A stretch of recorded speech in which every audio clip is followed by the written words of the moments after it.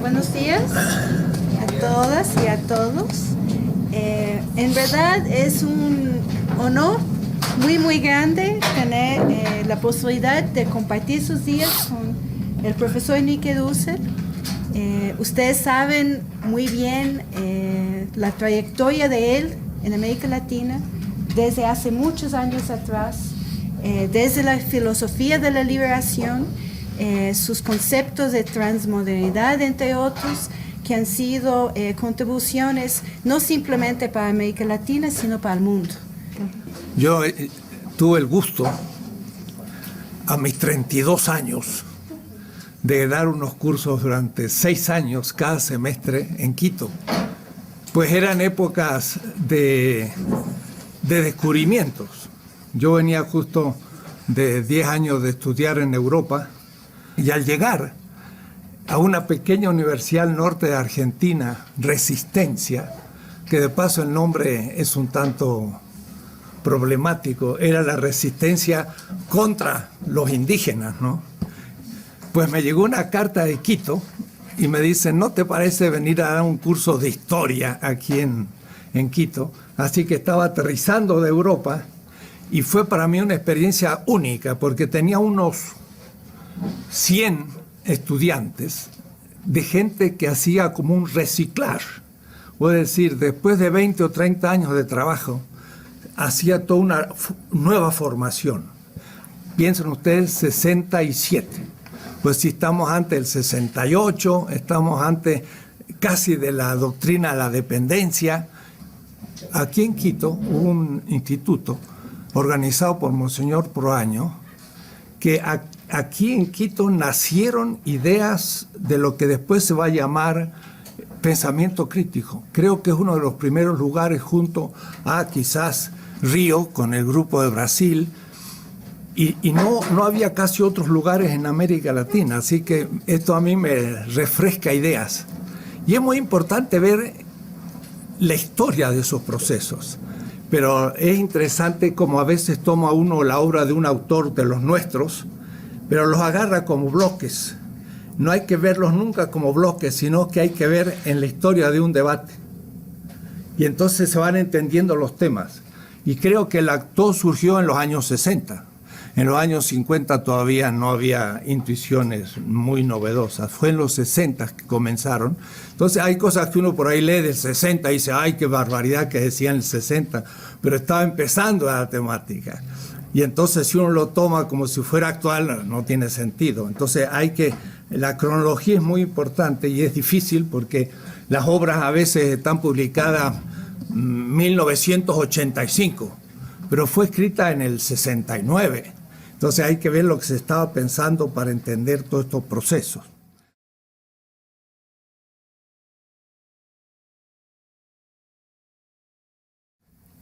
Tres días me han dado, 3 mañanas, pequeñas exposiciones y después debate. He organizado la cosa un poco así. Voy a volver a empezar por la historia. Sobre todo que si se habla de lo intercultural, no se tiene muchas veces clara idea del contenido de las grandes culturas que se han dado.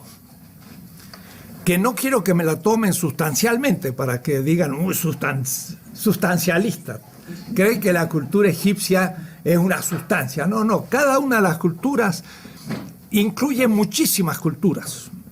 Pero son ellas mismas culturas ya que manejan una cantidad de semejanzas. Si yo digo cultura egipcia, 5.000 años de existencia, como decía Samir Amin, el amigo, dice, el Estado egipcio fue quizás el primer Estado de la historia universal.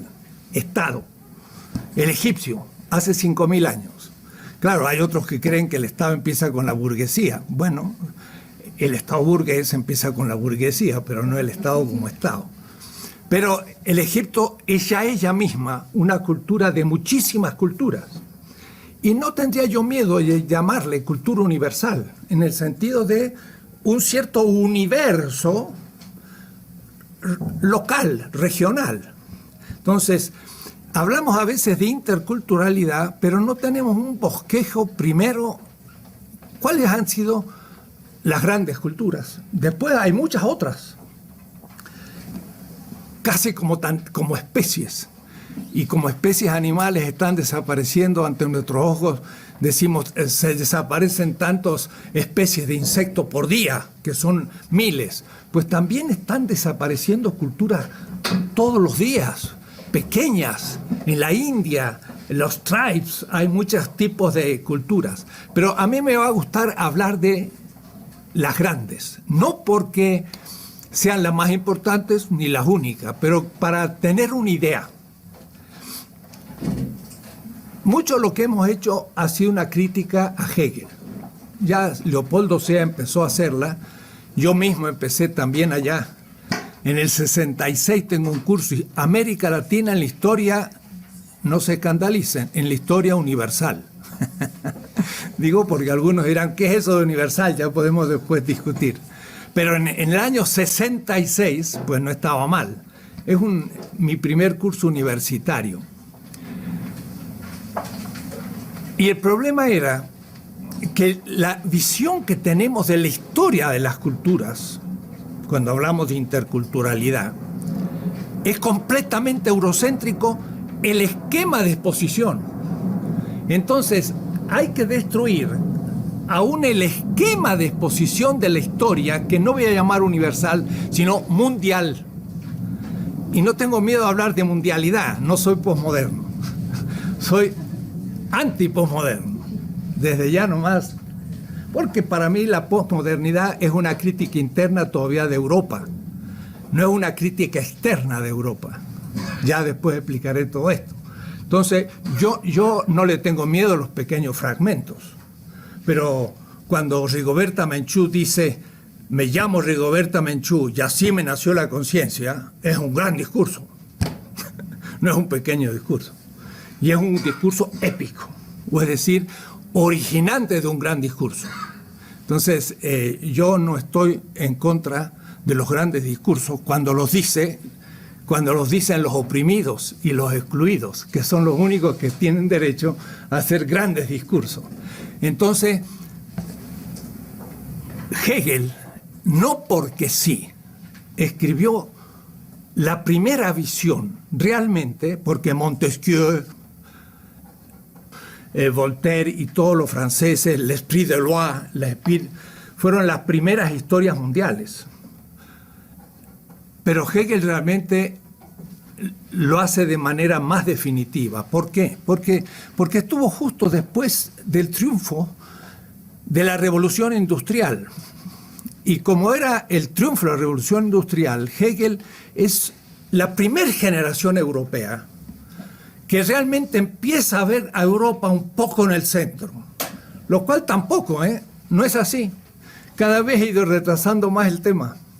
Si la modernidad empieza en 1492, esa tesis justamente la enseñaba aquí en Quito en 1967, contra Wallerstein. Wallerstein pensaba que la modernidad empezaba en el siglo XVIII.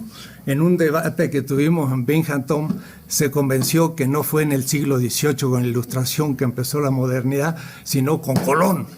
Eso fue toda una tarea que tuvimos que hacer personalmente. Pero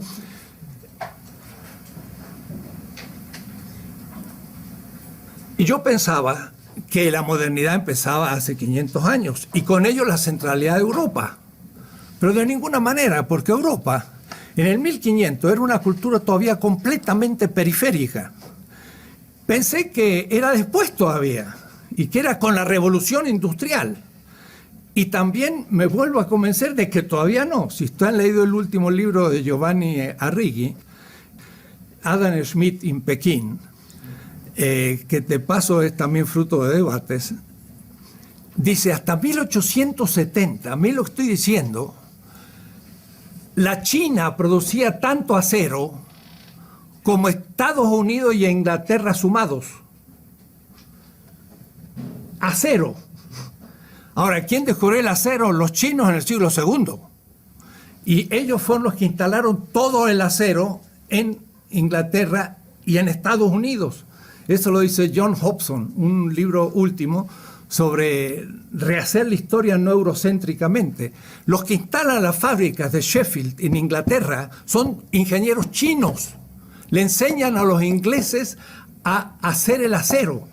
Y son ellos los que hacen la revolución agrícola en Inglaterra, los que proponen el nuevo tipo de arado, el nuevo tipo de hilandería en las máquinas. Todos son de origen chino. Los chinos habían descubierto el papel en el siglo VI, habían descubierto la imprenta en el VIII, imprimían papel moneda en el IX.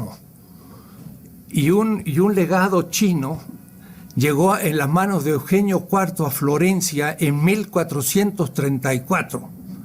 Era una colección de libros impresos sobre tecnología militar, tecnología agrícola, astronomía. Leonardo da Vinci lo único que hizo fue copiar libros chinos. El Renacimiento fue originado en China, el italiano. Entonces, cada vez voy postergando más la centralidad de Europa. Europa comienza a ser central en la historia mundial hace 140 años. Primero eran 500, después eran 200 y ahora ya son 140 nomás. Antes que eso, no fue centro.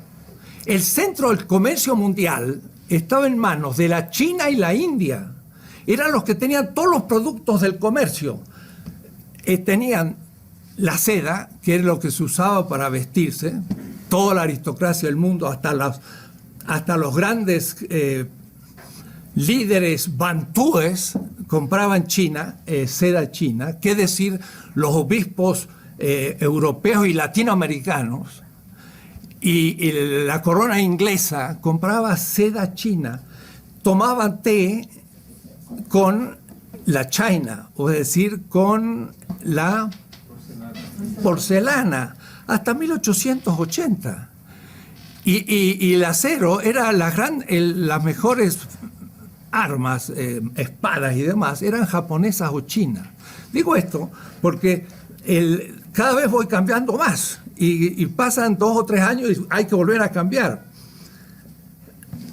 En el 2007 salió este libro, Política, Liberación, Historia Mundial y Crítica, de la que voy a hablar hoy. Hace 2 años ya tengo que hacer reformas, ya hay errores en el libro, ya está todavía eurocéntrico.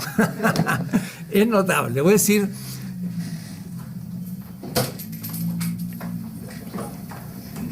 Si yo preguntara lo siguiente, ¿quién estudió la historia mundial no con el esquema edad antigua, edad medieval y edad moderna?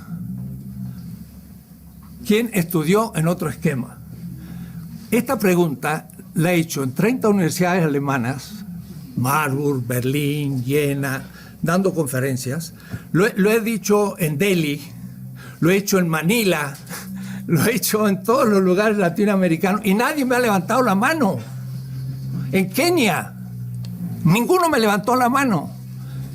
Y si yo les dijera que decir que la historia mundial es la antigüedad, la edad media y moderna, es una, lo voy a decir fuerte, estúpida ideología del romanticismo alemán de fin del siglo XVIII, que nunca la humanidad pensó en tal tontera, y si lo seguimos repitiendo, eso es eurocentrismo. Le quiero hacer otra historia, completamente distinta. La edad antigua no existe. Me acuerdo un curso que yo daba en la India, en Madurai, y le decía, ¿qué es la edad antigua? Entonces decía, sí, bueno, es la edad de los griegos y los romanos. Pero si ustedes hacen un mapa, ¿dónde queda Grecia y Roma? Entonces vamos a hacer el mapa porque hay que verlo en el espacio.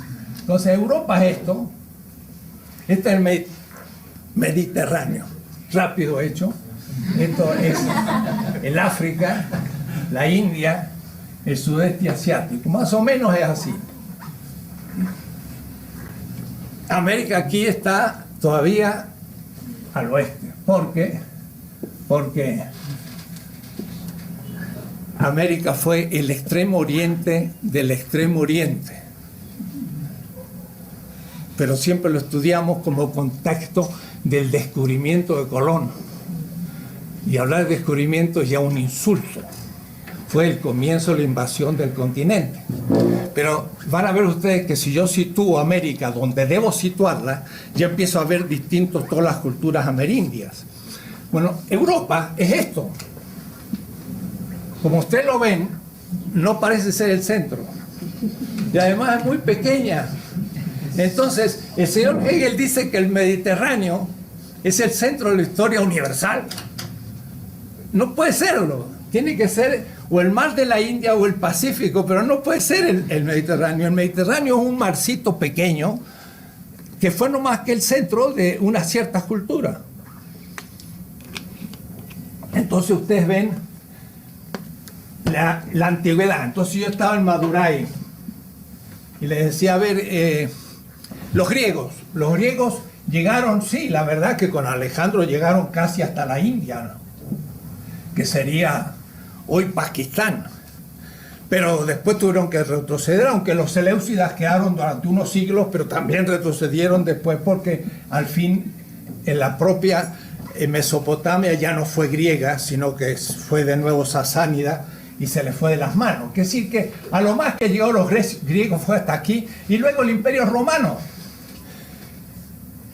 Para Hegel la China es como la infancia de la humanidad, y el espíritu en su libertad de la China pasa a la India, a los medos y a los persas, y luego los griegos, y luego los romanos. Pero realmente los que son la culminación de la antigüedad son los romanos. Después viene la Edad Media. ¿Media de qué? La media entre la modernidad y la antigüedad, así que en realidad no tiene ningún sentido, está en la mitad. Es el feudalismo. Y hasta el marxista, yo conozco bien a Marx, tengo 4 tomos sobre Marx, se hablaba del feudalismo y el modo asiático, que era un modo feudal. El feudalismo solo existió en Europa y en ninguna parte más del mundo. No hubo feudalismo ni en la China, ni en la India, ni en América, ni en ningún lado. Solo en Europa, feudalismo. Pero el feudalismo fue un fenómeno debido a ¿qué? A que los árabes en el 623 salieron de la Égira, comenzaron la expansión, y le metieron a Europa un muro que el Imperio Otomano estuvo hasta 1680, miren qué fecha, ¿no? 1680, sitiando Viena. Viena estaba por acá, y Granada todavía era musulmana en el 1492. En enero recién se liberó. Esta pequeña Europa tenía a lo más 70 millones de habitantes. La China siempre tuvo el doble, tenía 160 en esos años. Y no hablar la India, etc. Entonces, la Edad Media no es más que la época en que el mundo musulmán puso un muro a Europa y la aisló del mundo. Europa nunca fue centro, nunca. Siempre fue periférica y lo fue hasta 1870. Si ustedes quieren, 1790 la revolución industrial, pero también los chinos hicieron revolución industrial. Y luego hubo crisis que hay que mostrar por qué. Estamos recién descubriendo China. Y yo hablo de China porque es un motivo para romper el eurocentrismo. Y el eurocentrismo todavía no lo hemos terminado de romper. Cada 6 meses descubro un aspecto eurocéntrico de mi pensamiento. Y esto hace 20 años. No se termina. Es muy difícil porque está tan metido. Bueno, Edad Media no tiene ningún sentido. En esa época, que sería del siglo VII hasta 1492, que es el fin del siglo XV, son 8 siglos de feudalismo. ¿Cómo feudalismo? Los árabes están en Marruecos, en Fez, una ciudad de 400.000 habitantes, que había sido Córdoba. Están en el gran califato fatimita en Egipto. Pues Bagdad ha sido ya maltratada por los turcos, pero Bagdad sigue siendo una referencia. Está Bizancio, que va a ser tomada en 1453. Los griegos van a pasar a Italia. Qué extraño, 1456 Ficino comienza la traducción de Platón del griego al latín. el Renacimiento, pues son pobres griegos salidos de la toma de Estambul por los árabes, que también comienzan el Renacimiento. Es decir, el Renacimiento va a ser parte chino y parte bizantino. Los italianos, poco que agregan. Es decir, tampoco la Europa Latina hizo tanto que digamos. Pero después tenemos que entonces ver todo la región de los árabes en Afganistán, Delhi, que va a ser musulmana, y después todo Indochina, hasta más. Mindanao es musulmana en el 1492. Quiere decir que, miren, los árabes en la Edad Media tienen una cultura universal o mundial que va del Atlántico hasta el Pacífico y no tiene nada que ver con el feudalismo. Son una cultura urbana y mercantil. No hay nada de señores feudales ni nada, y eso es la Edad Media. No tiene sentido. ¿Se dan cuenta? No más que para decir rápido cómo hay que empezar a rehacer toda la historia de las culturas de otra manera, para entonces tener una imagen actual desde otro horizonte. Es lo que quiero hacer en unos minutos. En unos minutos. Es decir, quiero darle otra idea de la historia mundial, de las grandes culturas, para ver dónde estamos parados. No había pensado hacerlo, pero dije, sería bueno para entender un poco cuando hablamos diálogo intercultural. El gran diálogo intercultural va a ser con la China, con la India, con las culturas bantúes, las americanas, amerindias, y después la moderna europea y algunas otras. Son las grandes. Ahora después, cada una de estas tiene una cantidad interna, porque si hablamos del Incario, pues tenemos los quechos, los aymara y cientos de culturas internas, pero sin embargo fueron de alguna manera unificadas y podemos tener ciertas semejanzas que nos permiten ver diferencias con otras culturas. Hay que debatirlo. ¿Cómo podría ser yo para tener otra visión de la historia mundial que no fuera esta? Yo la voy a dividir en 4 grandes etapas. No nada que ver con la antigüedad, la Edad Media y la Edad moderna y la contemporánea, nada que ver, sino pensar las cosas de otra manera. Esto lo he explicado en muchas partes, hasta en la India. Y me acuerdo uno que me decía, ahora entiendo la historia de la India. Eso me dijo un joven en un curso, porque él también estudiaba la historia eurocéntrica, entonces no entendía ni la historia de la India. Dice Hegel, la historia va del este hacia el oeste y Europa es el centro y el fin. Der Zentrum und der Ziel der Weltgeschichte. Es el centro y el fin de la historia universal. El este está acá y el oeste está acá. Y la historia va del este hacia el oeste. Por eso que en esa visión, América, que está acá, pues viene después. Y por eso que en general en los estudios de historia que hacemos, estuve en Bolivia y les propuse hacer un nuevo texto para las escuelas y empezar todo de nuevo, porque en Bolivia hay que hacerlo de nuevo, porque ellos tienen una gran cultura y ustedes aquí también. Quito es justamente la segunda capital, según nos decían Guayasamín, del Incario, y tiene mucho sentido. El que se coloque América del otro lado del Atlántico, aquí, al oeste de Europa, es porque el Atlántico fue descubierto en el 1492. Pero había sido el Pacífico el centro de todas nuestras grandes culturas. Van a ver ustedes enseguida. La historia del Neolítico es justo al revés de lo que dice Hegel. El Neolítico, ¿se acuerdan? Era la revolución urbana. La revolución urbana supone 2 revoluciones. La agrícola, porque entonces en vez de tener que estar buscando el alimento en cualquier parte, pues junto los mejores vegetales y en un lugar racionalizadamente tengo alimento. Decía Aristóteles, la ciudad surge cuando hay alimento, agricultura. Pero después el segundo, el pastoreo. En vez de estar cazando los animales, agarro los más grandes, gordos, la vaca, tan fea, pero bueno, simpática, pero gordísima. Y ahora puras vacas nomás, y los leones, y las gacelas, y todos los hermosos animales van al zoológico, porque no nos sirven en el sentido no ecológico de la palabra. Agarramos los que más nos sirvieron y eso lo reprodujimos en el pastoreo, y los otros los fuimos matando, y ahora hay que las especies se están terminando, pero la especie de vaca no se termina, porque esa no sirve, ¿no? La aprovechamos. Entonces, gracias al pastoreo y a la agricultura, dos instituciones, surge la ciudad. Entonces, las ciudades son los que crean la complejidad de clases sociales, y empieza la dominación de clases, y ahí tenemos la producción de las grandes culturas. Sahagún llega a describir en el Imperio Azteca 360 oficios. En cambio, en un clan nómade, pues hay el cacique y 3 oficios, y todos aprenden los 3 oficios y con eso sabe todo lo que necesita. En el Imperio Azteca había 360 oficios.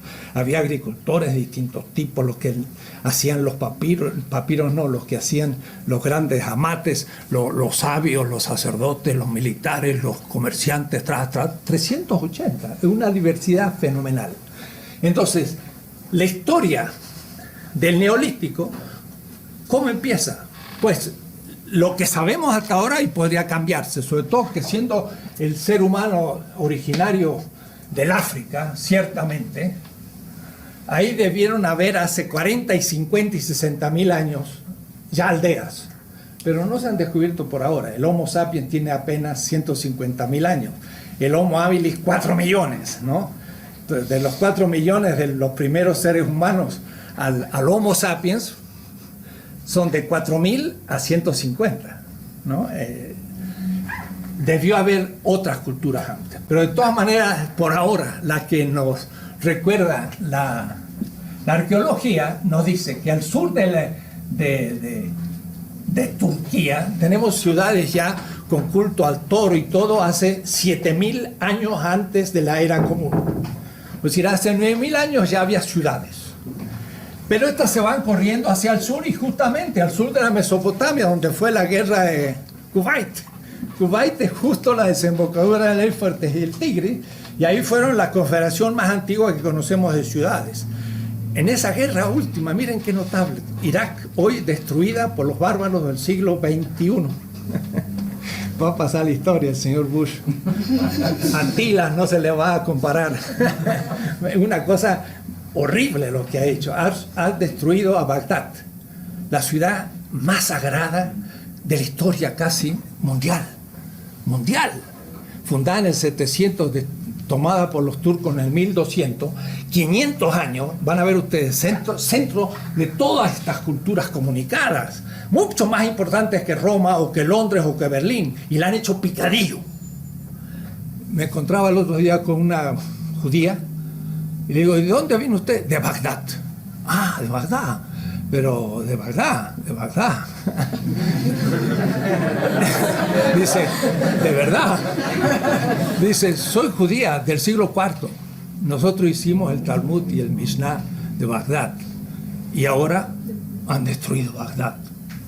Nunca más va a resucitar esa ciudad. La han destruido completamente. Una familia que tenía 16 siglos de existencia está ahora nómade en Estados Unidos. Entonces, en esas regiones surgieron las primeras conexiones de las grandes culturas. Yo empiezo mi curso de historia de la política, ¿no? Porque el primer tomo es una historia mundial de la política, para hacer una política de Evo Morales. Porque la clave de toda mi política, son 3 tomos como este, es Evo Morales. Pero esto empieza allá hago toda la historia del mundo de la política, de los chinos, de los hindúes, de los árabes, en fin, ya les mostraré cómo es la cosa. El latinoamericano estamos exigidos a hacer todo de nuevo, porque todos los que nos cuentan son construcciones ideológicas, aún de los que se creen más críticos, todavía somos, y yo mismo me voy reatrapando, como digo, aquí tenemos cosas tales como que nuestra semana es de 7 días, Pues eso viene de la Mesopotamia. o tenemos códigos, pero en los códigos que tenemos derecho todavía se remontan a los grandes códigos del tercer milenio y sobre todo el de Hammurabi. Y yo, pensamiento crítico, digo, pues mi teoría crítica pues es tradicional, tiene unos 5.000 años de existencia. Hace 4.700 años, Hammurabi dice: he hecho justicia con la viuda, con el huérfano, con el pobre, con el extranjero. De ahí salió mi Ética de la Liberación de 1970-75.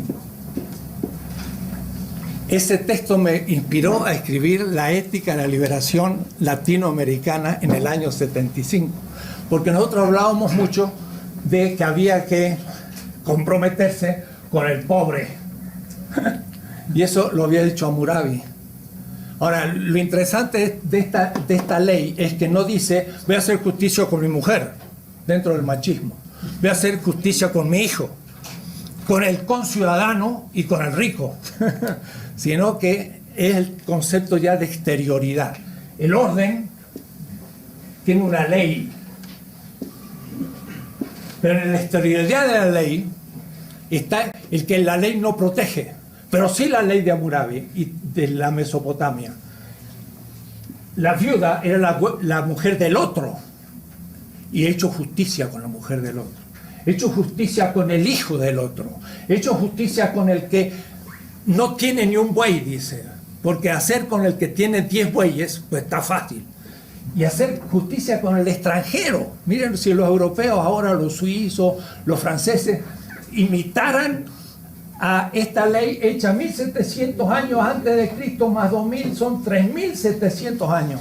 Le podemos decir a un europeo actual, alemán, sobre todo español: ¿por qué no leen textos de hace 3700 años y entienden lo que es el derecho? No este derecho burgués de la Revolución Francesa, sino un derecho mucho más antiguo y crítico. Hagan justicia con el extranjero. Son todos estos que vienen desde el sur. Que lo mismo habría que decirle a los norteamericanos con los mexicanos y salvadoreños y ecuatorianos. Ni están a la altura de Hammurabi. Digo esto para que piensen que desde ahí ya tenemos inspiraciones fundamentales, porque de ahí viene todo el pensamiento semita y de ahí va a venir otras cosas. Bien, Egipto, 3.000 años antes de la era común, menos 3.000, es ya la primera grandes dinastías.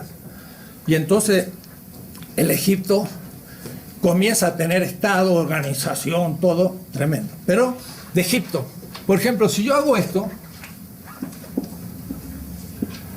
una balanza, todo el mundo dice: pues la justicia, y eso está en los palacios de justicia, en una balanza. Pues esa es la balanza de Osiris. Osiris tenía una balanza en la mano, era el dios de la resurrección de Egipto. El muerto venía y le preguntaba a Osiris: ¿qué has hecho para merecer la resurrección? Además hay mucha gente que cree en la resurrección, aún en América Latina. Viene de Egipto, no viene de Israel. Israel viene de Egipto también, así que el cristianismo viene de Egipto. Y entonces, ¿qué le dice el muerto? El muerto le dice a Egipto: he hecho cosas buenas. Y para eso lo tenía apuntado, porque en los sarcófagos y en los textos de las pirámides, los faraones escriben sus actos buenos para el día del juicio de Egipto, de Osiris, en la gran sala de Maat, que bien es el juicio final. El juicio final tampoco es cristiano ni es semita, es egipcio, ¿no? Y entonces el muerto, en el capítulo 125 del libro de los muertos, que es en realidad el libro de la vida, porque es lo que escribían los muertos para no olvidar sus actos buenos cuando venía el juicio. ¿Ves? Como los muchachos que llevan en el examen anotadito todo para no olvidarse, así también los muertos llevan todo anotadito. Y entonces miren en el capítulo 25, dice: ¿qué has hecho de bueno? Dice: he dado pan al hambriento, he dado de beber al sediento, he dado de vestir al desnudo y una barca al peregrino. Entonces, con su nombre y apellido, lo resucita. Con su nombre y apellido, o es decir, individual. Y el señor Charles Taylor, en el Source of the Self, la fuente de la identidad, va a buscar la identidad entre los griegos y no lo encuentra. Si se hubiese tomado un barquito y hubiese llegado a Egipto, entonces, 2500 años antes de Aristóteles, tanto de Aristóteles hasta mí, o es decir, si el Egipto está en el 30 siglos antes de Cristo y Aristóteles está en el 350, había 2650 años desde los textos de Memphis a Aristóteles. Y de Aristóteles hasta mí hay no más que 2300, es decir, menos. Digo para que tomen proporción. Es decir, que Egipto era para los griegos una cultura más antigua que la griega para mí. Y todos dicen, la filosofía empieza en Grecia. Mentira, empieza en Egipto. Y lo dice Aristóteles, lo dice Platón. Nuestra filosofía empezó en Egipto, lo dicen. Pero von Humboldt, que pasó por aquí también, se inventó después la Universidad de Berlín, y la primera tesis de la Universidad de Berlín, la filosofía es griega. Y entonces el helenocentrismo fue el padre, o la madre, como quieran, del eurocentrismo. La filosofía no empezó en Grecia, empezó 3000 años antes. Entonces, tenemos tantos elementos egipcios que hasta $1, a veces cuando voy a Estados Unidos, y aquí como los pobres ecuatorianos están dolarizados, me olvidé hoy, digo, no he cambiado todavía para pagar el desayuno. Dice, no paguen dólares. Es verdad que estoy en Ecuador. En el dólar, miren qué notable, es fantástico. Acá a la izquierda hay una pirámide y arriba hay un ojo. ¿De dónde viene eso? ¿Eh? El ojo de Horus. Los masones masón significa constructor de casas. Y los masones tenían símbolos egipcios, la pirámide. Y el ojo es Osiris, que es el que ve todo. Y que ve en secreto todo. De tal manera que el acto más secreto era visto por Osiris. Es la conciencia ética que ya surge. Y además es verse en público en lo más privado. Es la intersubjetividad hecho ética. Es un mito tremendo, el de Osiris. Mucho más importante que el adámico y que el prometeico, que son sus hijos. Pues si estamos en la cultura madre de la cultura del Mediterráneo, Egipto. De ahí va a salir hacia los palestinos, y el hebreo es no más que un dialecto palestino. Mire, si uno le dice eso a los sionistas hoy en Israel, ¿qué tanto hebreo? Si ustedes son un dialecto palestino. Tenía razón Arafat, que dijo, yo siempre he estado aquí, nunca me han expulsado. Es verdad, la expulsión de Israel nunca existió. Hicieron salir 200 o 300 gente de la élite, los romanos en el año 70, pero el pueblo judío se quedó en Israel. Los judíos de España fueron judíos convertidos bereberes que llegaron a España, nunca habían estado en Israel. Los judíos rusos no eran rusos ni habían estado en Israel, eran cazares que se convirtieron al judaísmo y entraron en Rusia. De tal manera que el argumento sionista de que hay que volver a la tierra, pues nadie había salido. Y todos los que volvieron nunca habían estado.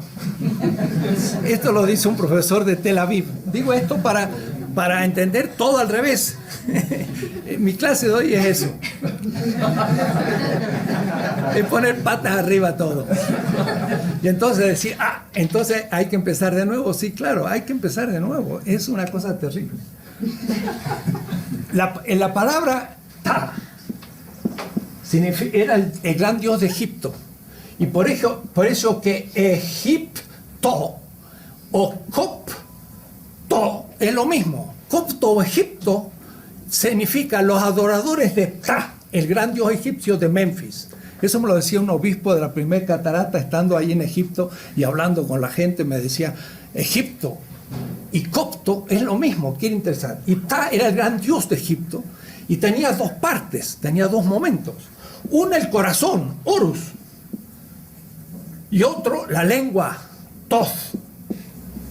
Esta lengua es la que se va a transformar en hebreo en la dabar y entre los griegos en el logos. O es decir, la razón griega y la palabra creadora, el verbo se hace carne de los hebreos, los dos son el tos egipcio, que era la palabra de Dios. Para decirles cómo el Egipto es la que produce el pensamiento semita hebreo y el pensamiento griego. Estamos ante el origen. Y esta cultura es negra, bantú. A tal manera que en la tumba de Tutankamón encuentran desde los zapatitos chiquitos que tenía hasta el último zapato. Y de paso no era muy grande, era pequeño Tutankamón, negro. ¿Por qué guardaba todos sus objetos? Porque ustedes van a cualquier tumba en África, en Kenia, en Nigeria, en donde sea, y al muerto se le guarda todas sus cosas, pero cuando resucita tiene que volver a vestirse. O va a estar desnudo el pobre. Entonces, la costumbre de dejar todos los objetos en la tumba es una costumbre bantú, que viene del sur. La gran cultura madre del Mediterráneo es africana. ¿Qué tal? Es interesante, ¿no? Que los negros nunca hicieron nada. ¿Cómo que no? Fueron los maestros del pensamiento egipcio, el pensamiento hebreo, el pensamiento griego, cristiano y musulmán. Nada más. Así que no hay ningún afro, o hay alguno, pero el que sea, que lo reivindique. Egipto. Bueno, si sigo así me estoy un mes, no estoy un día. Entonces voy a ir más rápido ahora, pero me animo y no puedo dejar de hacer. ¿Ven? Después de esto ya viene la gran cultura de la India, en el río Indo, que es hoy Pakistán. Sería Mohenjo-Daro, en el Penyab. Fue una gran cultura que recibe el impacto de las invasiones que por Afganistán y Kabul van a venir siempre a la India, porque la India va a tener los Himalayas al norte y los grandes ríos, y por aquí no se puede penetrar. Se penetra por Afganistán siempre, y entonces fueron los arios en indoeuropeo, como aristos, los mejores, los primeros. Y ahí vienen entonces los Upanishad y todos los grandes textos que van a venir, pero en el siglo XX, recién antes de Cristo. Y después tenemos el primer imperio chino, ya en el año 1000. Entonces estamos pasando del 4 y 5000 al 1000. La historia va del oeste hacia el este. Y después aquí, pues, viene el descubrimiento de América, hace 40 o 50 mil años, ¿no? De a pie pasaron por Bering, cuando había muchas veces hielos. Todos nuestros habitantes originarios, todos vienen del Asia, sin ninguna duda ni posibilidad. Ahora se ha hecho el genoma mexicano y es notable, el genoma mexicano tiene casi 50% asiático. ¿Por qué? Porque son los indígenas. Los indígenas son, nuestros indígenas son 100% asiáticos. Raza, lengua, cultura, todo. ¿Cierto? No puede ser de otra manera. No van a venir de dónde. No pueden. Y los esquimales estaban pasando. Los agarró un pie en cada lado. Están en la Siberia y en Alaska los esquimales. Y entonces vienen los grandes procesos hacia el sur. Unos 12.000 años antes de Cristo llegan hasta el sur. Es decir, que duran 20, 30.000 años para atravesar el continente. 1 kilómetro cada 1000 años. No es mucho, porque no hay 30.000 kilómetros de acá a acá, y en cambio fueron 20.000 años, fueron bajando, y entonces llegaron al embudo mexicano y todos tuvieron que pasar por ahí. Por eso es tanta cultura que hay en México, tantos grupos distintos, llegan hasta el sur, y los tupi guaraní empiezan a volver hacia el Caribe cuando llega la invasión europea, pero hay grandes movimientos de pueblo. Y entonces la gran cultura mesoamericana del 300 al 900, el Teotihuacán, por ejemplo, que es la primer Tula, Enrique Flores Cano, muestra que esa inmensa ciudad, una ciudad de más de 100.000 habitantes que existía, las grandes pirámides, fue Tula. No sabíamos lo que era Tula de los toltecas, una ciudad inmensa. Y la cultura maya, del cual en este congreso que ha habido 53 americanistas en México ahora, tuve yo una especie de revelación de un maya, del cual hablaré después porque me pareció extraordinario y además va justo en la hipótesis de la transmodernidad, van a ver ustedes después. Y nuestra gran cultura del Incario, también en la misma época, el Tiahuanacu, es también clásica, de tal manera que aquí estamos en el primer milenio después de Cristo. No es que haya habido una relación directa, pero pasamos del sexto milenio al primero. Las grandes culturas neolíticas fueron hacia el este, señor Hegel, justo al revés de lo que usted pensaba, ¿no? Sin contacto directo. Ahora, el centro de estas culturas fue el Pacífico, de las nuestras. Y para un ejemplo pequeño, los mapuches de Chile, a su cacique le llamaban el toqui. Caupolicán fue un toqui. Y este era elegido para luchar contra los enemigos, por ejemplo, contra los españoles. Y por eso que los mapuches han resistido y resistido toda la época colonial y casi hasta hoy. Pues en la isla Samoa y luego en Australia y sobre todo en Nueva Zelanda están los pueblos Moari o Maoris. En Nueva Zelanda, en Auckland, estaba y fue a un museo. Y entonces en el museo había una piedra, que era la forma que lo agarraba el cacique Maori. Y se llamaba Toki. Era la misma piedra de los mapuches, con la misma forma y la misma manera de elección al jefe guerrero. Es decir, que desde Nueva Zelanda, Samoa y Chile, esto todo era una sola cultura polinésica. Era el centro de nuestras grandes culturas. Cientos de expediciones polinésicas llegan al continente americano y por eso que las islas están también habitadas.